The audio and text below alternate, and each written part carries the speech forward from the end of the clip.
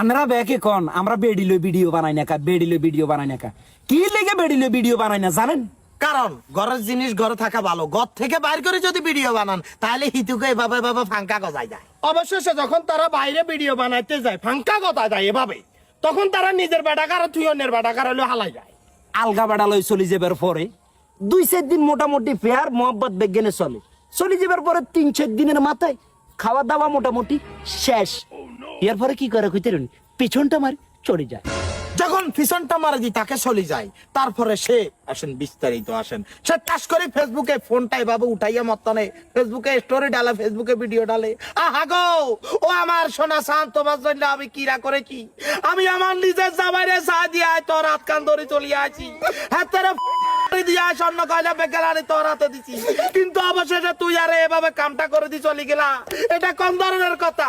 আরে তখন ওই ভিডিও ওই আবিতি বেড়া অকল দেখি দেখি চলে, তখন আবার সেই তারা হাসি ঠাট্টা করে, মাঝে মধ্যে কমেন্ট গুলো বিস্তারিত দিতে থাকে। তো আপনারা সবাই লক্ষ্য রাখুন, আপনারাও কি এরকম কাজ করবেন নাকি? যদি করিয়া থাকেন তাহলে হতে হতে হিতির মতো এইভাবে আড়ি আড়ি কামটা দিবে।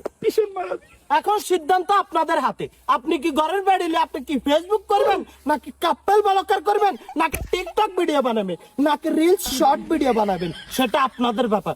নাকি অতির মতো কি পিছন মারা খাইবেন?